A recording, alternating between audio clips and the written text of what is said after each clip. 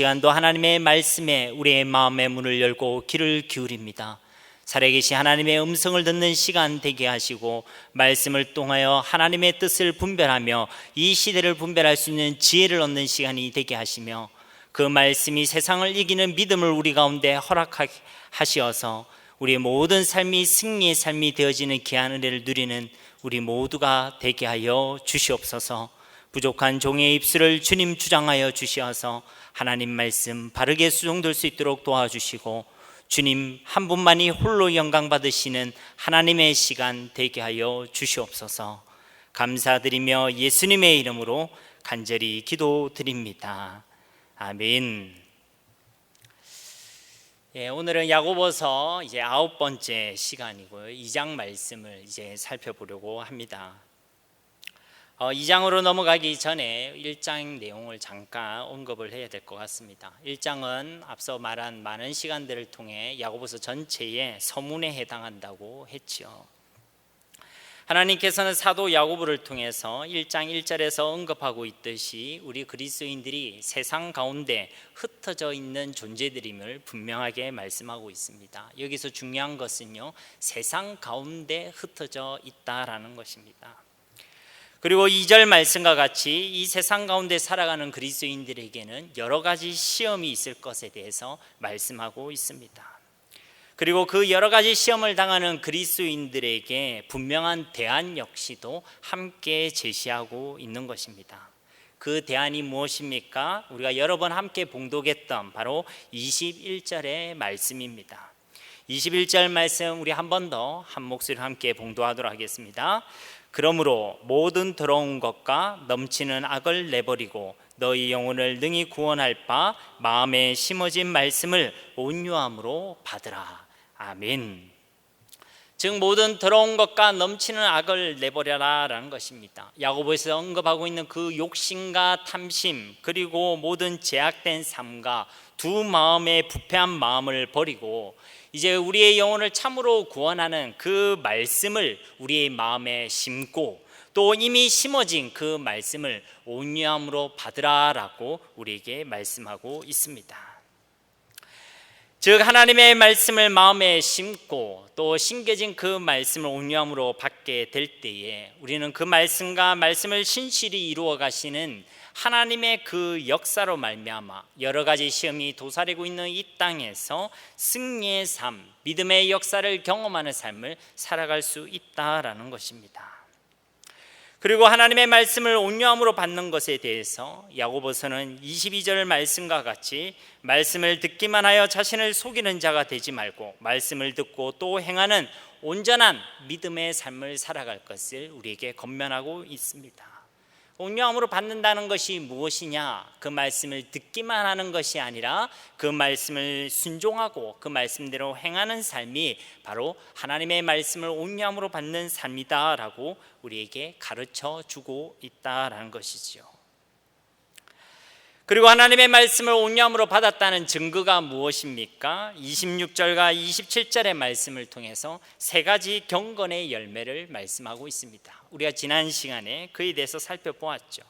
첫째는 그 혀에 재갈을 물리는 온전한 말이라는 것이고, 두 번째는 고아와 가부를 그 환난 중에 돌보는 바로 긍휼의 마음이고, 세 번째는 자기를 지켜 세속에 물들지 아니하는 정결하고 거룩한 삶의 바로 그 세 가지 열매라고 말씀하고 있습니다.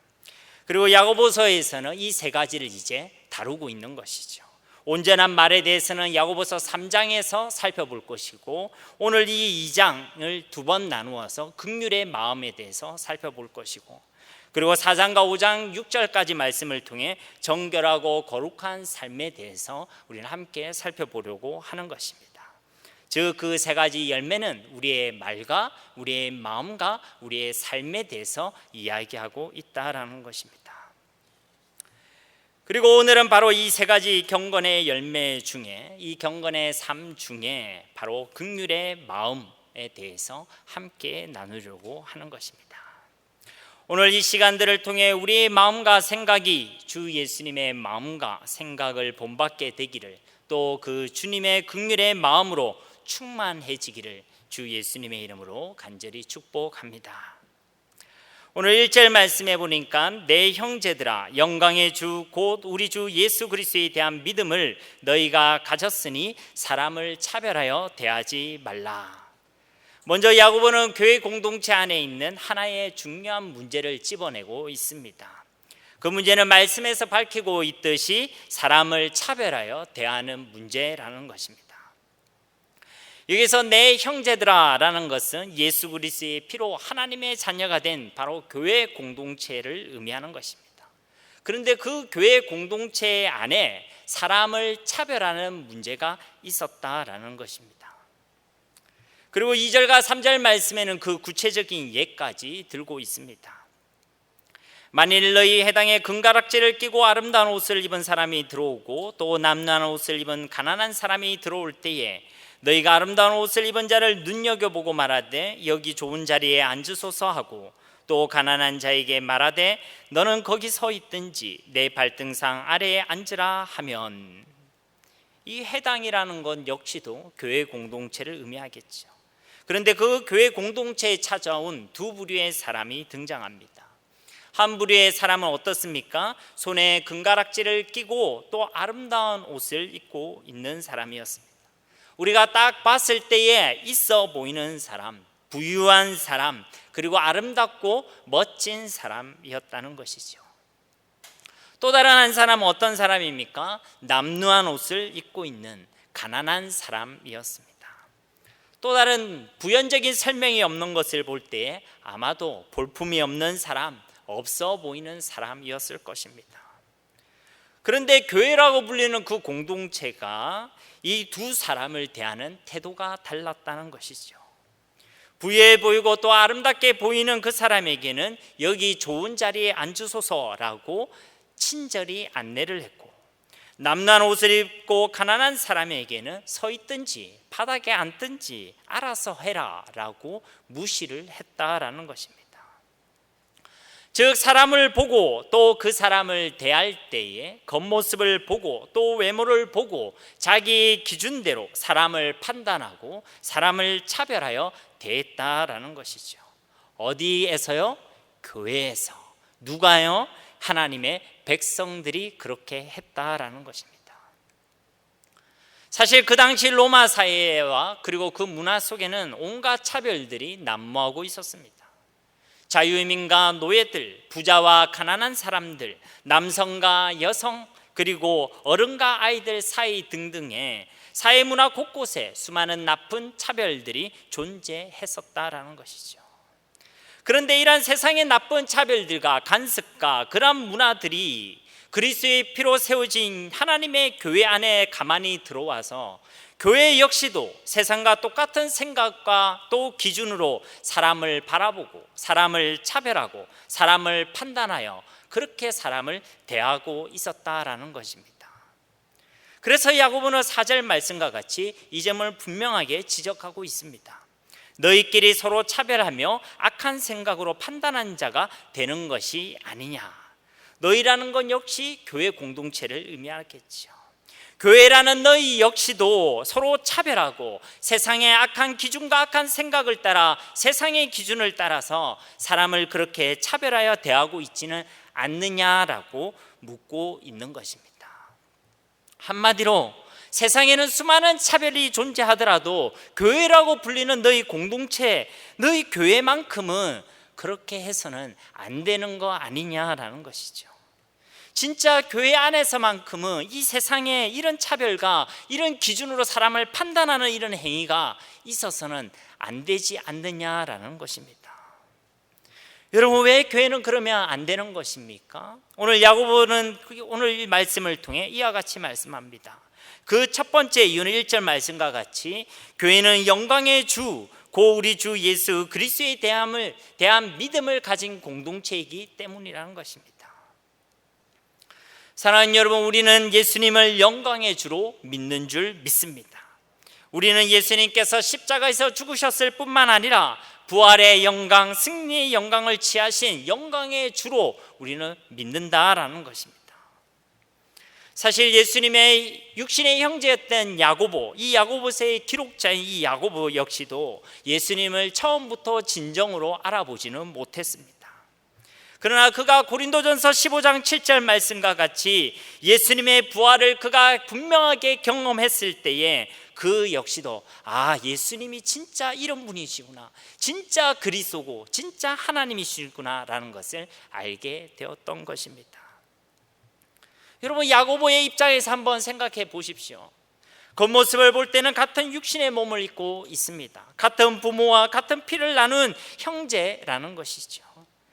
그런데 이 예수님이 그토록 열망을 기다렸던 그리스도라고 하고 하나님과 동등하신 하나님이라고 하니 그것이 쉽게 믿어졌겠습니까? 야고보뿐만 아니라 그 당시에 있는 모든 사람들이 그러했습니다.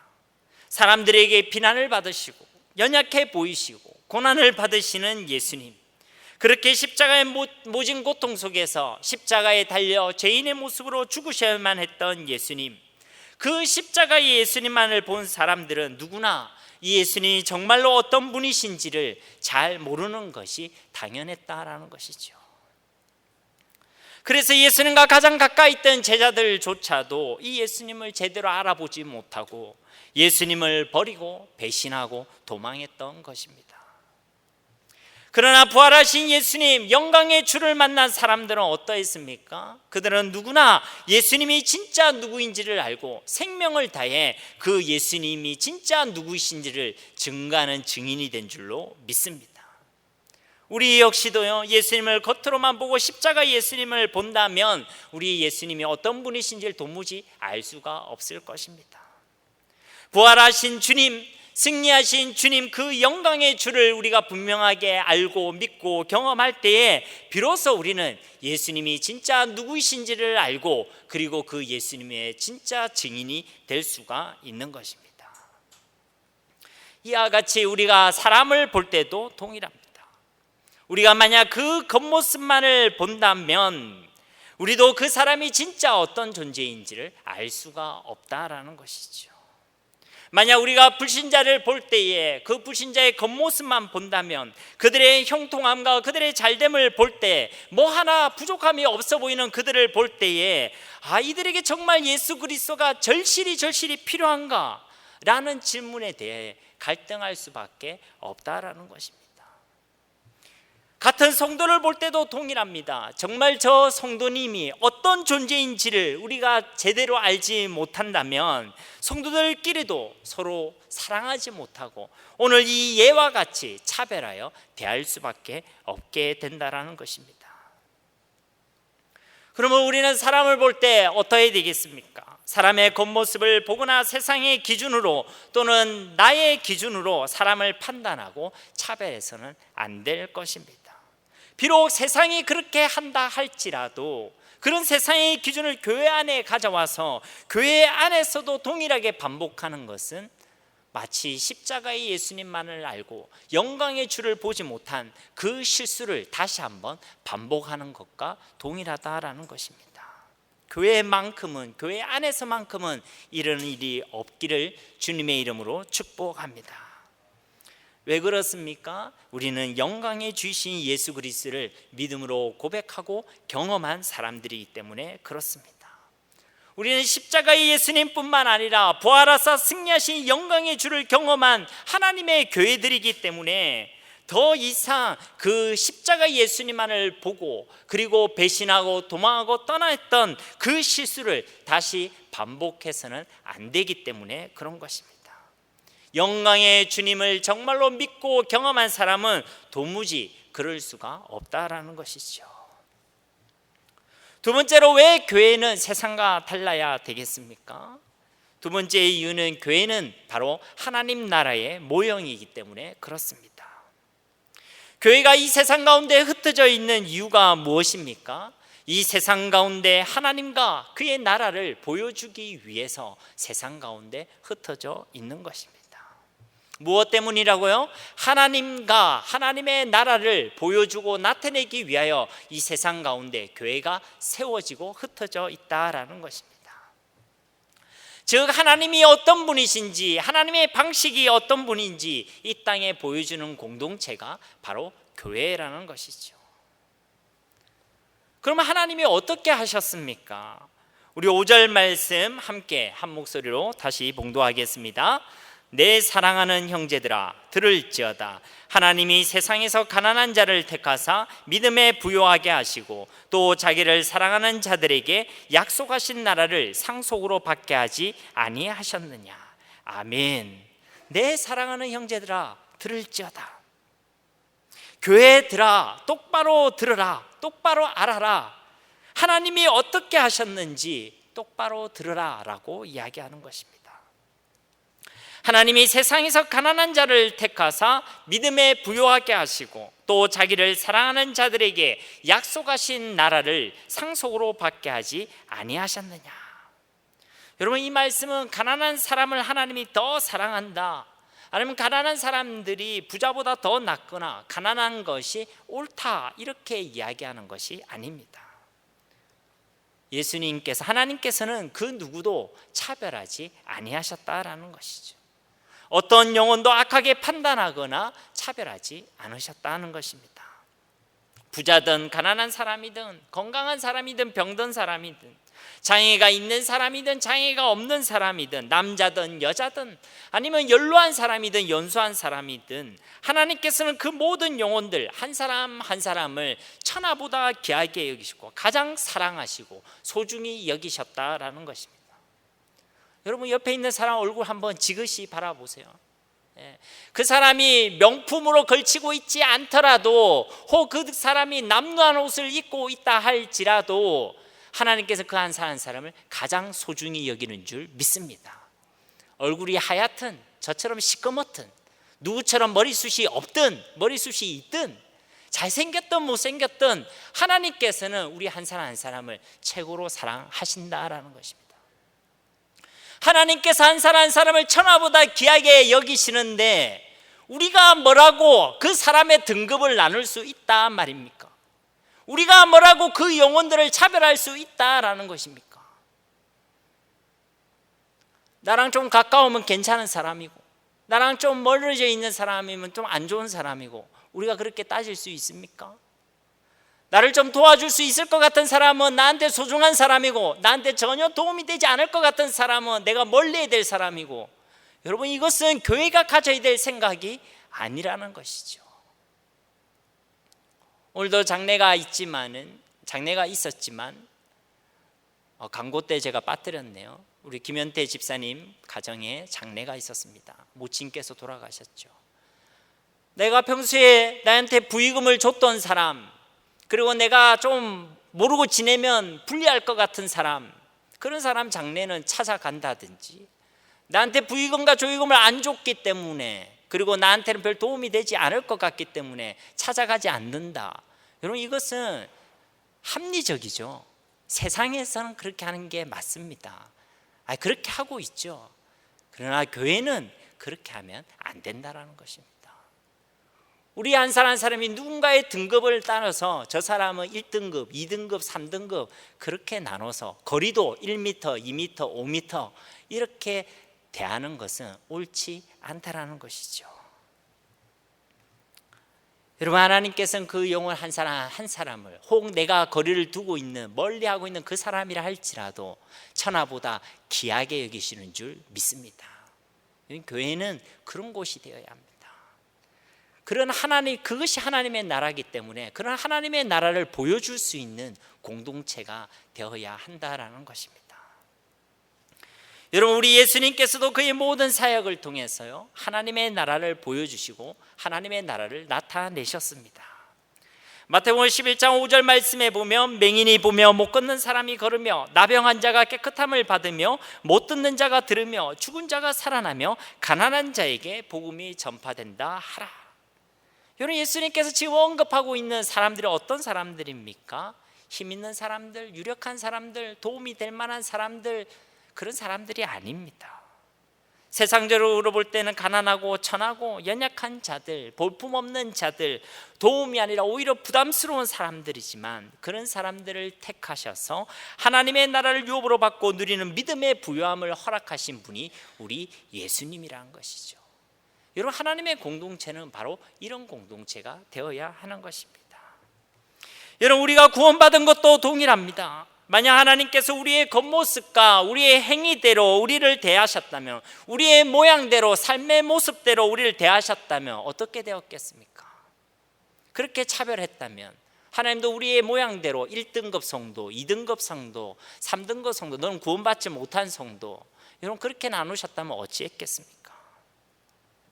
우리의 모양과 우리의 삶의 행실 가운데 구원받을 만한 그 어떠한 모양과 그 어떠한 선함이 우리 가운데 있습니까? 그렇지 않죠. 우리가 구원받은 것은 우리의 노력과 우리의 선함과 우리의 모양과 우리의 행위가 아닙니다. 5절 말씀과 같이 보잘것없고 자격 없는 우리를 하나님께서 그의 은혜와 그의 긍휼로 택하여 주시고 믿음에 부요하게 하시어 하나님의 나라를 상속으로 받게 하신 줄로 믿습니다. 어떻게요? 그의 긍휼의 방식과 믿음의 방식대로 하나님의 사랑으로 우리를 그렇게 하나님의 자녀로 삼아 주셨다라는 것입니다. 그렇게 긍휼의 방식으로 믿음의 방식으로 하나님의 자녀가 된 우리를, 그런 우리가, 그런 교회가 동일한 긍휼과 믿음의 방식이 아니라 세상의 방식과 세상의 기준과 나의 기준대로 다른 사람을 차별하여 대한다면 그것이 옳으냐라고 우리에게 질문하고 있는 것입니다. 만약 교회 역시도 세상의 기준대로 사람을 판단하고 차별하여 그렇게 사람을 대한다면 교회의 본질적인 사명이 이 하나님의 나라를 이 세상 가운데 보여주고 나타내는 그 사역을 온전히 절대로 감당할 수가 없게 되는 것입니다. 그뿐만 아니죠. 우리가 하나님의 나라를 온전히 보여주지 못할 때에 교회는 세상으로부터 비방을 받게 될 것입니다. 여러분, 이 세상은 교회가 가만히 있어도요 교회를 좋게 볼 수가 없습니다. 그런데 교회가 교회의 본질적인 사명을 감당하지 못하고 세상과 다를 바 없는 방식으로 또 그런 기준으로 사람을 차별하고 사람을 판단하고 사람을 대한다면 교회를 향한 그 비방과 비난은 더욱 격렬해지게 될 것입니다. 오늘 6절과 7절 말씀에 이 점을 말씀하고 있죠. 너희는 도리어 가난한 자를 업신여겼도다. 부자는 너희를 억압하고 법정으로 끌고 가지 아니하느냐. 그들은 너희에게 대하여 일컫는 바 그 아름다운 이름을 비방하지 아니하느냐. 사랑하는 성도님 여러분, 우리가 꼭 기억해야 할 것이 하나 있습니다.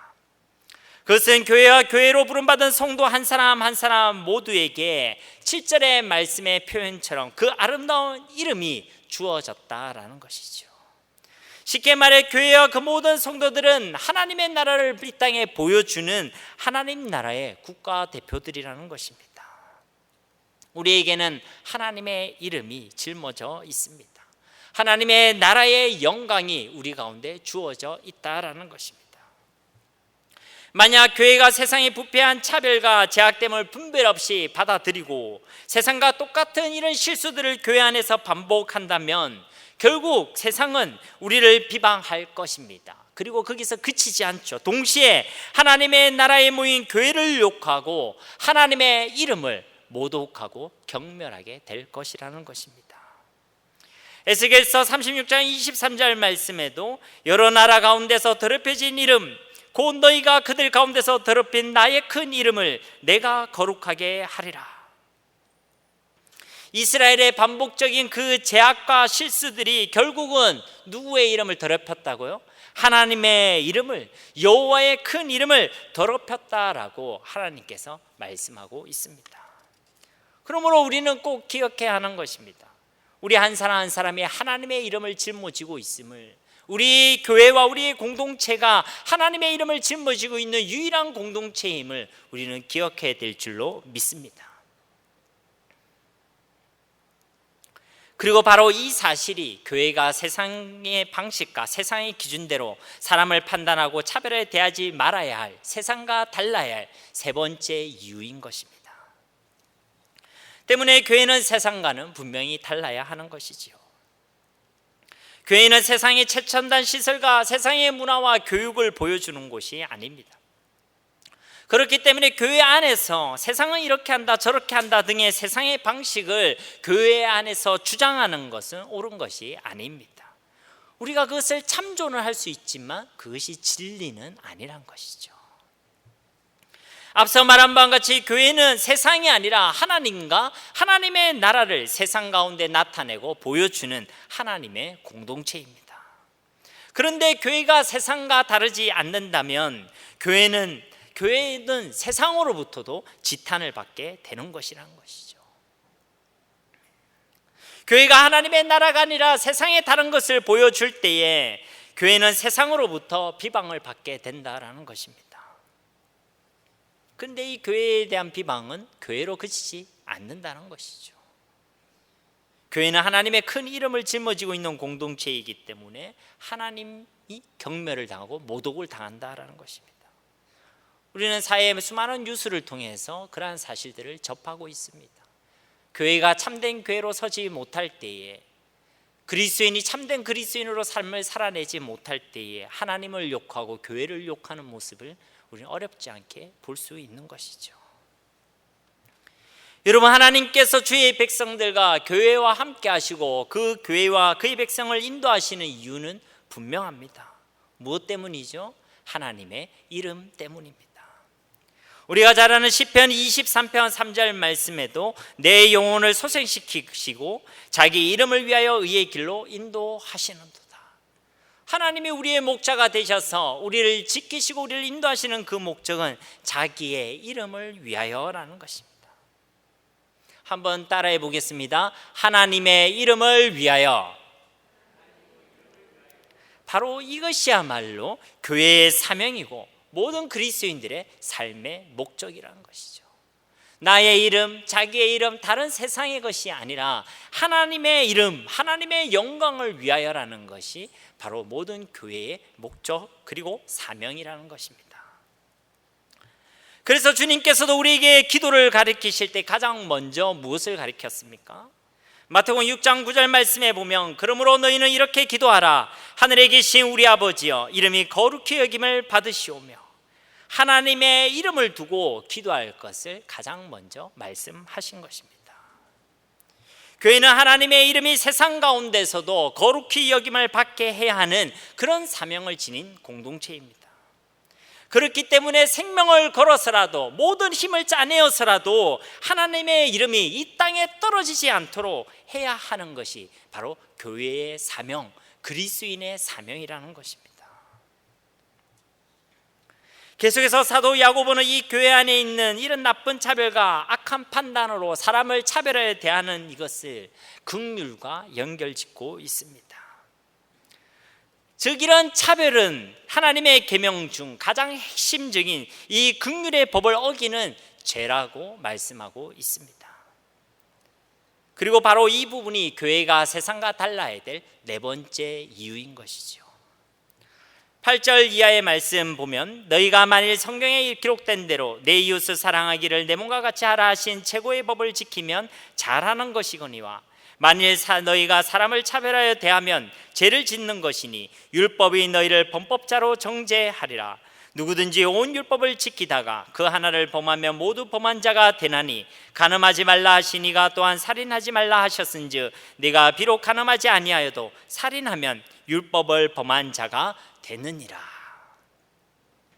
즉 세상의 기준과 나의 기준대로 사람을 판단하고 차별하여 대하는 것은 내 이웃을 사랑하라는, 내 몸과 같이 사랑하라는 그 최고의 계명을 어기는 것이라고 말씀하고 있습니다.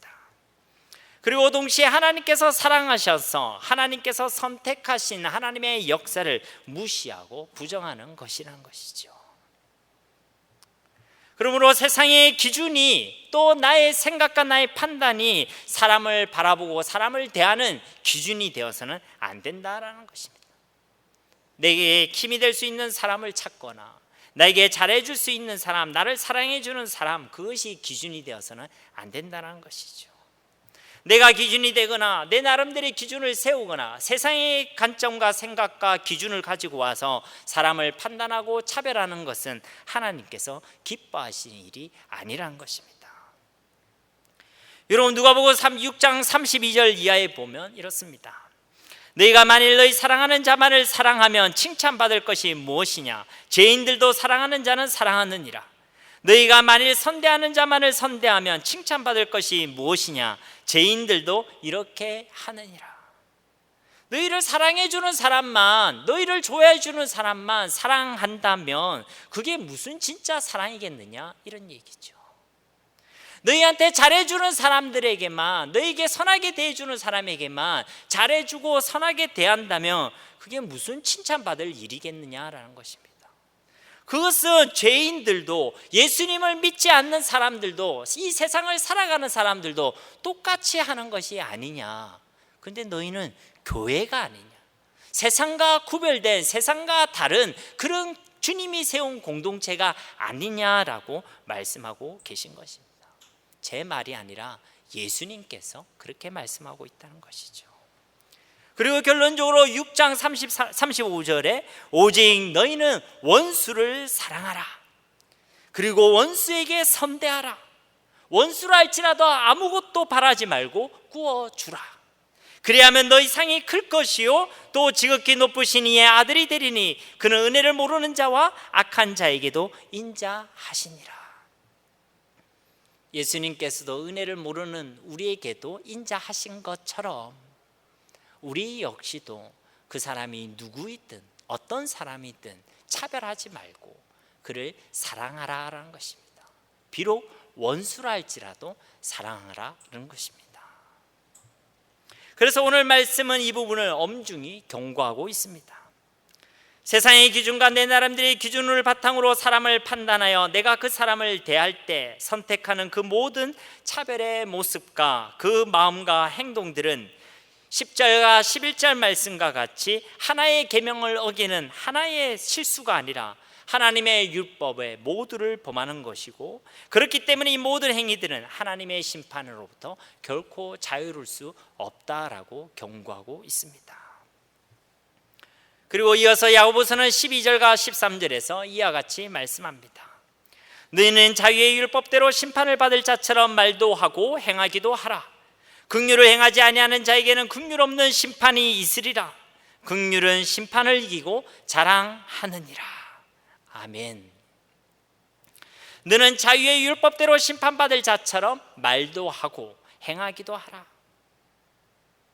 그러니까 하나님의 말씀대로 심판이 있다는 것을 기억하여 말도 하고 행동도 해라라는 것이죠. 어떤 사람에게든지 누구에게든지 말 한마디 한마디를 할 때도, 행동 하나하나를 선택해서 행할 때도 함부로 하지 말고 하나님의 심판이 있음 알고 긍휼의 마음을 가지고 책임감 있게 행동하라라는 것입니다. 세상의 기준과 세상의 방식으로, 세상의 생각으로 사람을 차별하여 대하지 말라는 것이죠. 여러분, 우리가 잘 알고 있다시피 하나님께서 명하신 최고의 법은 8절 말씀과 같이 내 이웃을 내 몸과 같이 사랑하라는 이 긍휼의 법인 줄 믿습니다. 그런데 만약 우리가 이 긍휼의 법을 지키지 않는다면, 이 긍휼의 열매가 우리 삶 가운데 없다면 13절에 뭐라고 경고합니까? 긍휼을 행하지 않는 자에게는 하나님의 긍휼 없는 심판이 있으리라. 여러분, 이 말씀은요, 우리를 향한 하나님의 협박이 아닙니다. 우리는 이미 하나님의 긍휼을 입은 자이기 때문에 더더욱 그런 것입니다. 하나님은 우리를 협박하시는 분이 아니심을 이미 예수 그리스도의 십자가의 복음을 통해서 우리 하나님께서 우리에게 분명하게 증명하셨습니다. 죄인된 우리를 위하여 죄가 없으신 그분이 우리를 대신하여 십자가에서 죽으셨습니다. 왜 그렇습니까? 우리를 긍휼히 여기셨기 때문에 그렇습니다. 하나님이신 그분이 우리 가운데, 역사 가운데 연약하고 볼품없는 사람으로 오셨습니다. 왜 그렇습니까? 우리를 긍휼히 여기셨기 때문에 그런 것입니다. 도무지 멸망받을 수밖에 없는 바로 우리를, 그런 죄인들을 도무지 갚을 수 없는 놀라운 은혜로 친히 우리를 하나님의 자녀로 삼아 주셨습니다. 그렇게 우리를 구원해 주셨습니다. 왜 그렇습니까? 우리를 긍휼히 여겨 주셨기 때문에 그런 것입니다. 이처럼 우리는 이미 주 예수님의 그 긍휼을 입은 자들인 줄 믿습니다. 하나님의 은혜로 사망 가운데서 새 생명을 얻었고, 하나님의 은혜로 오늘 이날 이때 이 시까지 살아가고 있는 것입니다. 우리의 모든 것이 다 하나님의 은혜요, 하나님의 긍휼 때문인 줄 믿습니다. 그렇기 때문에 우리가 받은 이 긍휼을, 이미 우리가 입은 이 긍휼을 우리의 이웃들에게 흘려보내는 일은 하나님의 협박이 아니라는 것이죠. 오히려 우리가 반드시 해야만 하는 마땅한 일이라고 말씀하고 있는 것입니다. 우리가 이전에 받지도 못하고 알지도 못한 그 긍휼을 행하라라고 하면 하나님이 악하신 분이시죠. 그러나 하나님은 그렇게 하신 것이 아닙니다. 이미 우리에게 긍휼을 베푸셨고, 우리에게는 이미 받은 긍휼, 이미 경험하고 있는 값없이 받은 그 긍휼을 이제 나누어 주고 베풀어 주라고 말씀하고 있는 것입니다. 그렇기 때문에 이거는 무리한 요구도 아닌 것이고, 그리고 어려운 일도 사실은 아니지요. 주님의 그 긍휼을 우리가 알고 그 긍휼 속으로 우리가 들어가면 되는 것입니다. 하나님께서 이미 우리를 사랑해 주셨죠. 그렇기 때문에 우리 역시도 우리의 이웃을 사랑하고 모든 사람을 그 긍휼의 마음으로 대하는 것은 하나님의 뜻인 줄 믿습니다. 우리는 이전 시간들을 통해서 이 땅에서는 시험과 환난이 그치지 않음을 살펴보았습니다. 그리고 하나님께서 그 대안도 주셨죠. 하나님의 말씀을 우리 마음에 심는 것, 그리고 심어진 그 말씀에 귀를 기울이고 그 말씀을 행함으로 온유함으로 받는 것, 그것이 바로 대안입니다. 그렇게 하나님의 말씀이 마음에 심겨진 자들, 그리고 그 말씀을 온유함으로 받는 자들은 그 말씀이 살아있다는 증거가 우리 가운데 나타나는 것이죠. 우리가 마음의 비유, 밭의 비유를 통해서 알고 있지 않습니까? 말씀이 제대로 심겨지면 그 말씀은 자라고 열매 맺게 되어 있다는 것이죠. 그래서 야고보는 경고하지 않습니까? 말씀이 심어 있다고, 심어졌다고 자기를 속이지 말라라고 경고하고 있습니다. 그 말씀이 심겨져 있으면 우리 가운데 반드시 맺어지는 열매들이 있는데, 그것이 오늘 이 2장에서는 긍휼의 마음이라고 말씀하고 있는 것입니다. 그래서 이 긍휼이란 것은 하나님의 말씀이 우리 가운데 온전히 심겨졌다라는 가장 분명한 증거가 되는 것입니다. 긍휼 때문에 사람을 용서하고, 긍휼 때문에 사람을 사랑하고, 긍휼 때문에 한 영혼 한 영혼을 소중히 여기고, 긍휼 때문에 자신을 포기하고 자기를 헌신하고 사람을 살리는 일에 생명을 거는 것, 그렇게 모든 영혼을 차별 없이 긍휼로서 대하는 것, 이것이 우리 속에 하나님의 말씀이 온전히 심겨졌고 그 말씀이 작동하고 있다라는 가장 분명한 증거가 되는 줄 믿습니다. 이게 모든 교회가 품어야 될, 모든 그리스도인들이 본받아야 될 예수님의 마음인 줄 믿습니다. 그렇기 때문에 이 긍휼이 없는 자는 하나님의 공의로운 긍휼 없는 심판을 받게 되는 것입니다. 그렇지만 이 긍휼의 열매를 맺는 자들은 모든 심판을 이기고 이 긍휼을 자랑하게 될 줄로 믿습니다. 긍휼의 열매가 없는 자는 이 심판의 날이 두려움과 떨림의 날이 되겠지만, 긍휼의 열매가 있는 자에게는 이 심판의 날이 기대와 소망, 기쁨과 감사의 날이 될 줄로 믿습니다. 우리 가운데 긍휼의 마음이 없으면요, 은혜를 받다가도요 밑 빠진 둑처럼 빠져나가요. 그 은혜가, 하나님의 은혜가 내게 임하다가도요 그 긍휼의 마음이 없으면, 내 가운데 여전히 미움과 용서와 차별의 마음이 있으면요 그 은혜가 다시 빠져나갑니다. 여러분, 그런 걸 경험해 보시지 않으셨습니까? 진짜 은혜는 우리 가운데 주님의 마음이 있는 것입니다. 진짜 예수님의 긍휼을 경험하는 사람은 당연하게도 이 긍휼의 열매를 맺게 되어 있습니다. 억지로 긍휼을 품으려고 하면 쉽지 않습니다. 아무리 내가 긍휼히 여기려고 노력해도 그렇게 되지 않습니다. 자기 마음대로 되면 얼마나 좋습니까? 우리가 주님의 긍휼을 충만히 경험하는 만큼, 그 긍휼의 은혜 가운데 들어가는 만큼 우리 역시도 그 긍휼의 열매를 맺게 될 줄로 믿습니다. 그럼요, 자랑이 바뀌게 되는 것입니다. 세상의 다른 것을 자랑하지 않게 되는 것입니다. 내가 내다라고 이야기하지 않겠죠. 주님의 긍휼을 자랑하고 주님의 긍휼을 높이고 주님의 긍휼을 찬송하게 될 줄로 믿습니다. 찬송가 95장의 가사처럼 세상의 즐거움 다 버리고 세상 자랑을 다 버리게 되는 것입니다. 그리고 주 예수님보다 더 귀한 것은 없다고, 주 예수님의 놀라운 사랑과 긍휼보다 이 세상에 더 귀한 것은 없다고 고백하게 될 줄 믿습니다. 이렇게 주님의 긍휼을 경험하고 또 그 긍휼의 삶을 본받아 살아가는 것, 그렇게 주님의 사랑과 긍휼로 우리의 삶과 우리가 속한 공동체들을 채워가며 살아가는 바로 그 삶은 오늘 말씀처럼 미래에 있을 심판뿐만 아니라 현재의 모든 것도 넉넉히 이기고 승리하는 삶이 되게 된다라는 것입니다.